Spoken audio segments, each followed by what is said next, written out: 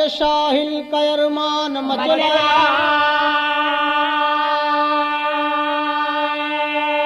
जब बद भरा ज्वार तूफान आया, मनोरमा मुदित नाचती नर्तकी बन, नहीं देख पाया कोई सूर्य साया। तो रहे उज्जैनी के जब राजा किशन सिंह, छोटा बिरन था उदय वीर सुंदर, बनी को किला बन सुहागन, बुलबुल बसी दिल रुपी बाग अंदर। ए बाबू, जिस समय उज्जैनी के राजा किशन सिंह थे, रानी का नाम था कोकिला, राजा के छोटे भाई का नाम था उदयवीर सिंह। राजा और रानी के बीच में एक लड़का पैदा हुआ जिसका नाम राजा बड़े प्रेम से पुरंदर रख दिए। लेकिन आगे हुआ क्या, एक लाइन गजल के नमूना बा कि पंजाब के बोतल में, पंजाब के बोतल में, पंजाब के बोतल में, अब पंजाब के बोतल में अरे कश्मीर का पानी है, पंजाब के बोतल में, पंजाब के बोतल में कश्मीर का पानी है, पंजाब के बोतल में, पंजाब के बोतल में कश्मीर का पानी है। लेकिन कवि जी विधा में लिखलन कि रिम झिम बरसे, रिम झिम बरसे, हाय हाय रिम झिम बरसे,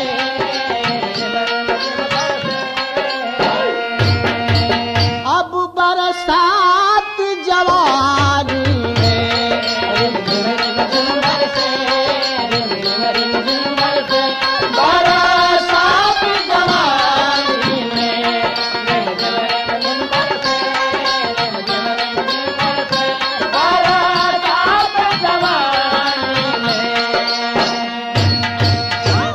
तो रिम झिम बरसे बरसात जवानी में, रिम झिम बरसे बरसात जवानी में, रिम झिम बरसे बरसात जवानी में, और बरसात जवानी में निस दिन होने लागी, निस दिन होने लागी मुलाकात जवानी में, निस दिन होने लागी, निस दिन होने लागी मुलाकात जवानी में, निस दिन होने लागी, निस दिन होने लागी मुलाकात जवानी में। तो गोद गुलजार हुई जन्म पुत्र सुंदर हो, पुत्र का नाम राजा रख दिए पुरंदर हो। हुआ जब 7 वर्ष का पुरंदर लाल सही, किया तब कोकिला देवर के ऊपर ख्याल सही। अधेरी रात में देवर, अधेरी रात में वह उदय को बुलवाई है, बात की जाल में तब देवर को फंसाई है। एक दिन कोकिला रानी अपने देवर के अपने कोठरी में रात्रि में बुलौलिन। बुलौले के बाद देवर पूछलन कि भौजी काहे बदे बुलौलू है। ओ समय भौजाई बतावत बा कि मरती मछली प्यासी, मरती मछली प्यासी, हाय हाय मरती मछली प्यासी, मरते मछली प्यासी, अरे कैसे कोई पानी में, मरती मछली प्यासी, मरते मछली प्यासी, कैसे कोई पानी में, मरते मछली प्यासी, मरते मछली प्यासी, कैसे कोई पानी में। तो मरती मछली प्यासी कैसे कोई पानी में, मरती मछली प्यासी कैसे कोई पानी में, मरती मछली प्यासी कैसे कोई पानी में, और कैसे कोई पानी में। जागो रे जरा भंवरा, जागो रे जरा भंवरा, जागो रे जरा भंवरा, जागो रे जरा भंवरा। अरे कर बात जवानी में, जागो रे जरा भंवरा, जागो रे जरा भंवरा, कर बात जवानी में, जागो रे जरा भंवरा, जागो रे जरा भंवरा, कर बात जवानी में। कितना बात सुनने के बाद उदय सिंह कहला कि भौजी तू कैसा ने रतिया में मछलिया पारी के बात बतियाओ तो हम समझत नहीं बाटी, तनी खोल के बताओ तू काहे बदे बोलौलू है। इतना सुनने के बाद भौजाई देवर से बताओ तो बात तर्ज बा एक लाइन के, यह तर्ज बा कि अरे परदेसवा कि परदेसवा से बलमा मोरे आवेल हो, परदेसवा से बलमा मोरे आवेल हो, परदेसवा से बलमा मोरे आवेल हो। कि देवर हंसी के सजारिया पर आवन हो, देवर हंसी के सजारिया पर आवन हो, देवर हंसी के सजारिया पर आवन हो। कि तुहरी सुरातिया सतावे दिनवा रतिया देवर आवन हो, देवर आवन हो।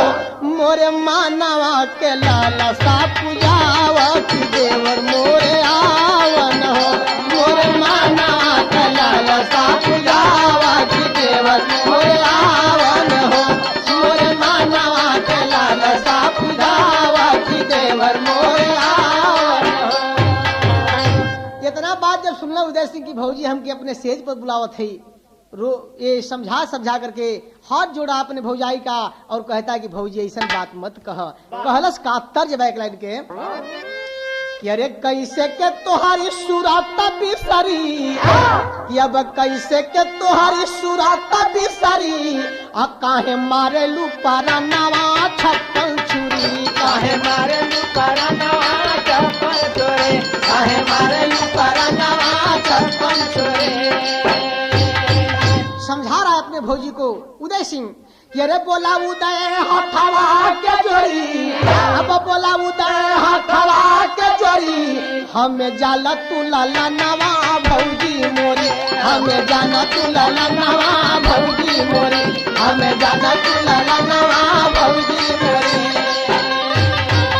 कि बाप समान होले बड़ा भाई, बाप समान होले बड़ा भाई, बाप समान होले बड़ा भाई। होली भौजाई धर्मवा कमाई, होली भौजाई धर्मवा कमाई, होली भौजाई धर्मवा कमाई। अरे कैसे मानवा के देई बड़ी, कि भौजी कैसे मानवा के देई बड़ी, हमें जाना तू लाला नवा भौजी मोरी, हमें जाना तू लाला नवा भौजी मोरी, हमें जाना तू लाला नवा भौजी मोरी। ए बाबू कितना बात समझावत बना उदय सिंह अपने भौजी के कि भौजी बड़ा भाई का दर्जा पिता तुल्य होता है, भौजाई का दर्जा मतारी के समान होता है, आप हमसे ऐसा बात मत कहिए। लेकिन वही घरवा में और का भइल कि अरे ओढ़ा ओढ़ा नवा पूरन धर लाला नवा, ओढ़ा ओढ़ा नवा पूरन धर लाला नवा, ओढ़ा ओढ़ा नवा पूरन धर लाला नवा। अब सुतला का कइले रहल बहनवा, सुतला का कइले रहल बहनवा, सुतला का कइले रहल बहनवा। अरे सुन के बात सब चोरी चोरी, अरे सुन के बात सब चोरी चोरी, हमें जाना तू लाला नवा भौजी मोरी, हमें जाना तू लाला नवा भौजी मोरी, हमें जाना तू लाला नवा भौजी मोरी। ये बाबू इतना बात भइल, वही घरवा में पुरंदर सुत के अब पूरा बतिया सुनत रहे। सुनने के बाद रानी समझ गई कि देवर हमरे बहकावा में ना आई चाहत बा। वो समय रानी सोचली कि बढ़ के देवर के अखबारी में दबा ले तो जयहन कहा कैलस का रानी आगे बढ़ी वह हंस करके, अरे आगे बढ़ी वह हंस करके, उदय दे झटका निकल गए, गमगीन या भागिन सिरोती अरमान सजाए कुचल गए। उदय की कटारी गिरी रही, अरे उदय की कटारी गिरी रही, कोकिला निशानी पाई है, तरसाने वाला तरसेगा माया की जाल बिछाई है। ए बाबू, रानी जब पकड़ चली, उदय सिंह धक्का देकर के दरवाजे से बाहर निकल गया। बाहर जब निकल गया तो उसकी कटारी जो है वहीं कोठरी में गिर जाती है। रानी उठा लेती है कटारी को और कहती है कि ठीक है बच्चू, इसका मजा चखा के छोड़ूंगी। सवेरा जब दरबार लगता है, रानी पहुंच जाती है दरबार में और राजा से कहलन कि का हो, हमके तू अपने बदल लिया बड़ा कि पूरा परिवार खातिर। राजा कहलन अरे आखिर रानी तू कहल का चाहत बाड़ू। रानी बतलाओ बड़ी बिरहा का टेरी बा।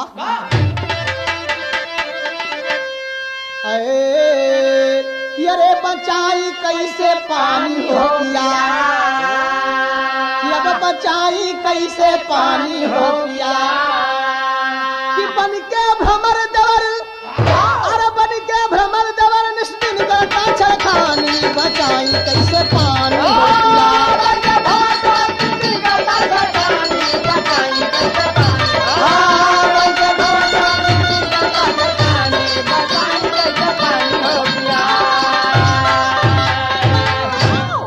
रानी कहती है राजा से कि अगर आज रात्रि में मैं अपनी इज्जत की पुकार नहीं की होती, सोची नहीं होती अपने प्रति, तो आज आपका छोटा भाई उदय सिंह मेरी इज्जत को लूट लिया होता।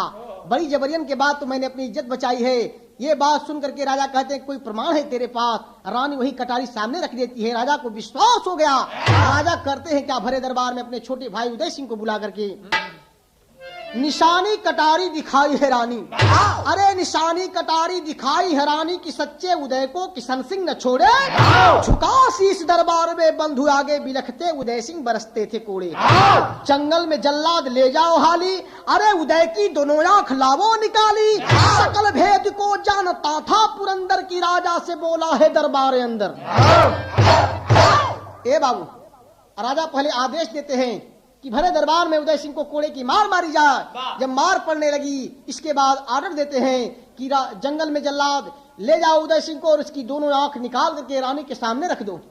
ए बाबू, इतना बतिया सुनने के बाद उस 7 वर्ष के पुरंदर लड़कवा जन बा जाके रो रो के अपने बाबू से कहत बा का तर्ज बा, समझा रहल बा। यह तर्ज बा कि अरे उखिया में खेललू, रहरिया में खेललू, भूलाई गईलू ना, कि अब उखिया में खेललू, रहरिया में खेललू, भूलाई गईलू ना, अपने नाने का मिलनुआ भूलाई गईलू ना, अपने नाने का मिलनुआ भूलाई गईलू ना, अपने नाने का मिलनुआ भूलाई गईलू ना। राजा को समझा रहा है पुरंदर कि कहला पुरंदर जाके राजा के सामनामा सुनाए बाबूजी, मारी दुनिया में हनामा सुनाए बाबूजी, मारी दुनिया में हनामा सुनाए बाबूजी, मारी दुनिया में हनामा सुनाए बाबूजी, कि खो के मिली गई है नारियो लाला नामा सुनाए बाबूजी, खो के मिली गई है नारियो लाला नवा सुना हो बाबूजी, नाही मिली हन वीरा नवा सुनाए बाबूजी, कि राम मरले होता गारा लक्ष्मण के जनमा सुना हो बाबूजी, नाही जीतल हो तेरा नवा सुनाए बाबूजी, कि तिरिया चरित्र में हरल जग जहा नवा सुनाए बाबूजी, अरे तिरिया चरित्र में हरल जग जहा नवा सुनाए बाबूजी, कहवा भूल लागिया नवा सुनाए बाबूजी, कहवा भूल लागिया नवा सुनाए बाबूजी, कहवा भूल लागिया नवा सुनाए बाबूजी। इतना बात राजा को समझा रहा है लड़का कि बाबूजी आप ऐसा मत कीजिए, दुनिया आपके नाम पे हंसने लगेगी। लेकिन राजा को थोड़ा भी इसका ख्याल नहीं हुआ। उस समय फिर राजा जो है दोबारा आदेश देते हैं कि जल्लाद जंगल में ले जा करके उदय सिंह की दोनों आंख निकाल करके रानी के सामने रख दो।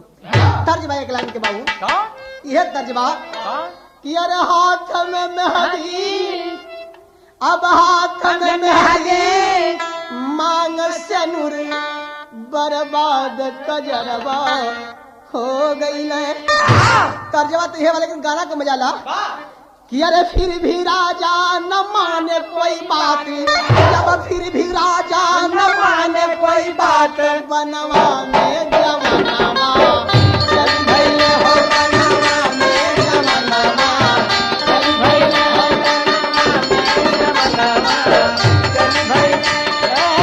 फिर भी राजा न माने कोई बात, फिर भी राजा न माने कोई बात, बनवा में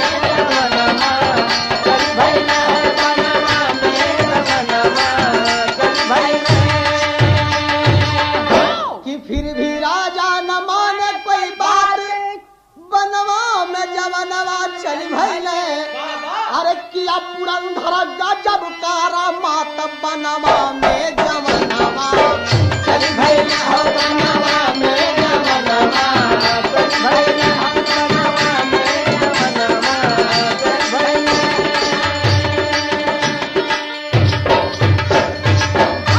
जल्लाद लेकर के चल देते हैं जंगल में, लेकिन पुरंदर अपना जो है सोच रहा है, उपाय करता है क्या कि अरे बोला जल्लादों को दे चोरी धनवा, और चाचा के छोड़ करिया हमारे नया नवा, चाचा के छोड़ करिया हमारे नया नवा, चाचा के छोड़ करिया हमारे नया नवा, चाचा के छोड़ करिया हमारे नया नवा।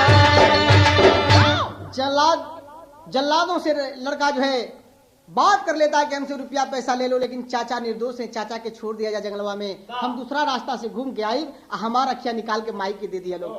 स्वीकार कर लेते हैं जल्लाद, यही काम करता है वो पुरंदर नाम का लड़का। करता है क्या कि अरे बोला जल्लादों को दे चोरी धनवा, चाचा के छोड़ मोरा करिया नया नवा, अरे दे दिया अखिया पनहा रास्ता, तब बनवा में जवनवा चल भइले हो, बनवा में जवनवा चल भइले हो, बनवा में जवनवा चल भइले। ओ दे दिया अखिया पनहा रास्ता, दे दिया अखिया पनहा रास्ता, बनवा में जवनवा चल भइले हो, बनवा में जवनवा चल भइले।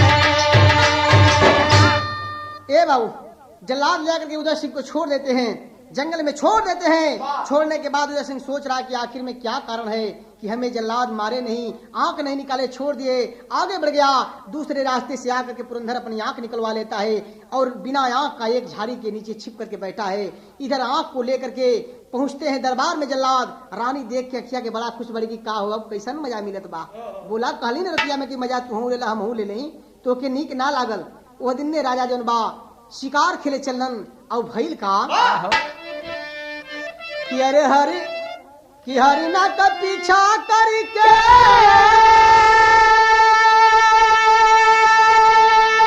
और मर राजा बनवा में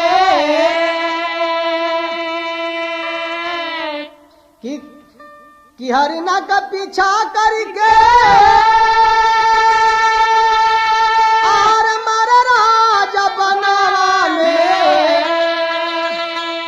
चुकल निशाना कुल करावे हो नारिया। ए बाबू वो बाण जो है हरना पे राजा चला दिए, लेकिन हरना आगे निकल गया। वो बाण सीधे उसी झाड़ी में घुसती है जहां पुरंदर छिप करके बैठा था, उसी के सीने में लग जाती है। लड़का कराहने लगता है। राजा आवाज सुन करके घोड़े से नीचे उतरते हैं। जब झाड़ी के नजदीक जाते हैं तो देखते हैं तर्ज बा एक लाइन के कि अरे ससुरे से रूसल बाती रियावान हो, कि अब ससुरे से रूसल बाती रियावान हो, धैली नैहर करा। ससुरे से रूसल बाती रियावान हो, धैली नैहर करा। ओ ससुरे से रूसल बाती रियावान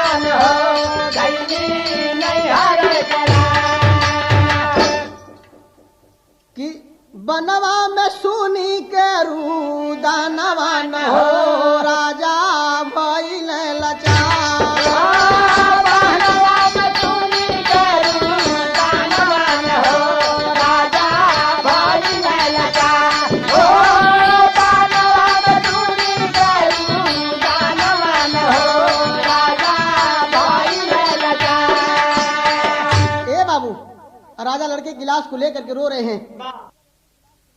ए बाबू, लड़का जो है रो रहा है।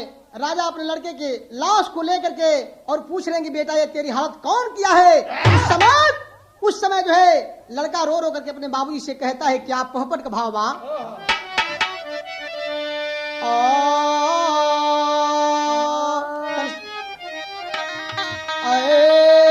अरे कैसे तोहार करी अब दर्शनवा बाबू बनवा में, कैसे तोहार करी अब दर्शनवा बाबू बनवा में, अधहली अखिया चाचा के करनवा बाबू बनवा में, अधहली अखिया चाचा के करनवा बाबू बनवा में, अधहली अखिया चाचा के करनवा बाबू बनवा में, अधहली अखिया चाचा के करनवा बाबू बनवा बाबू बनवा में, अधहली अखिया चाचा के करनवा बाबू बनवा में, अधहली अखिया चाचा के करनवा बाबू बनवा में।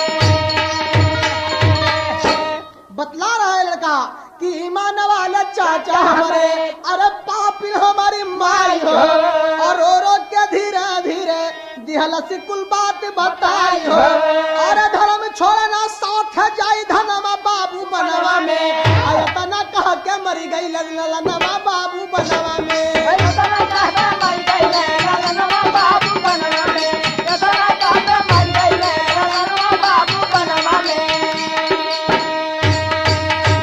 आला कबाजवा अरे जैसा लक्ष्मण के लेके रोम राम भैया,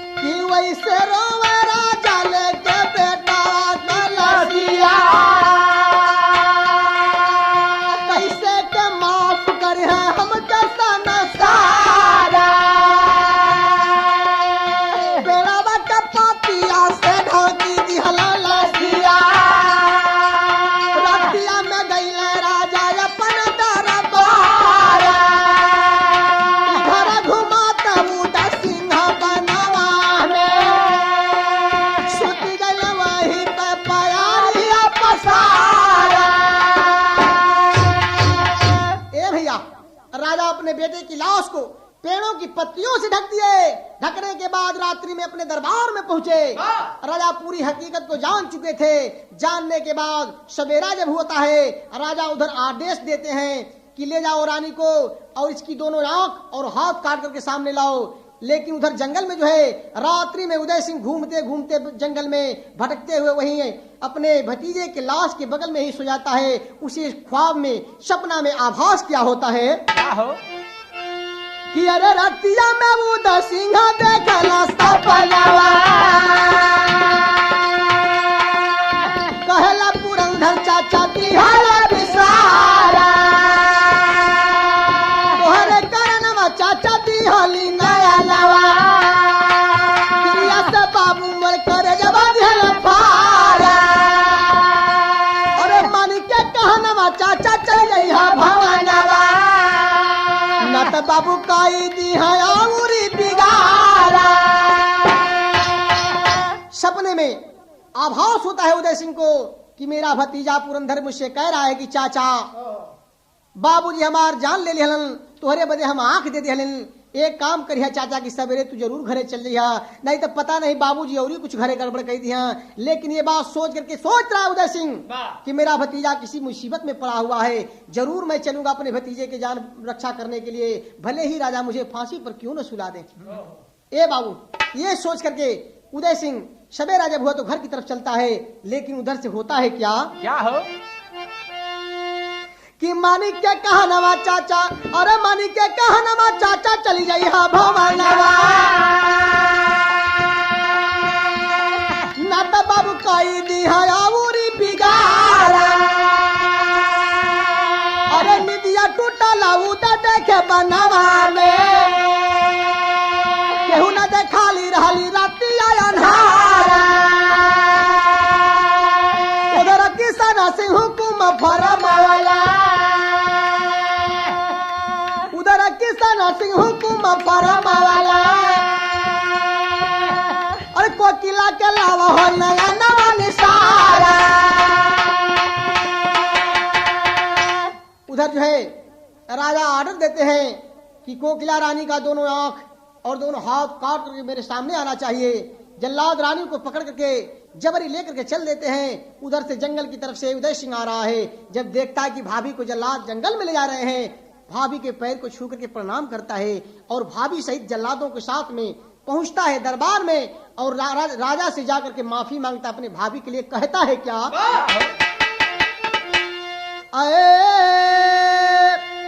अरे रानी को लेके दरबार बिच गईले कि माफ कर भैया खिल जाई फिर डार,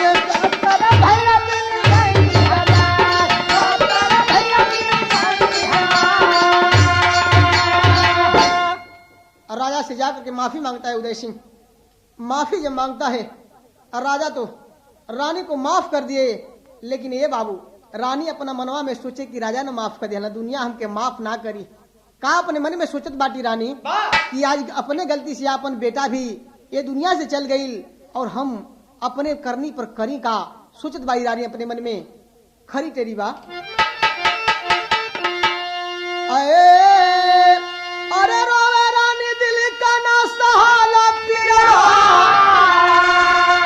कैसे रही है जिंदगानिया गवा के हिरावा, कैसे रही है जिंदगानिया गवा के हिरावा, कैसे रही है जिंदगानिया गवा के हिरावा,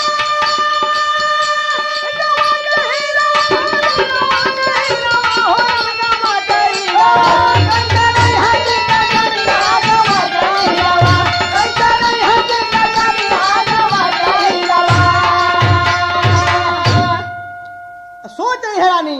अंगुली हमें दिखाई दुनिया, अंगुली हमें दिखाई दुनिया कहीं सदा हर जाई, बंद कोठरी में हो कमाहुर लहली तुरते खाई, माटी हो गई बदनिया गवा के ही रवा। रानी जहर खा करके मर जाती है। राजा करते हैं कि अपने भाई को दे करके राजगद्दी अपने संन्यास ले लिए। तो गुरु बिहारी गुरु गणेश गुरु रामलाल गुणकारी कथन करे चंद्रिका कवि बच्चन की कीर्ति निहारी, जरा बचाई कैसे पानी हो पिया, विक्रमा रामा कवि को शारद मास्ता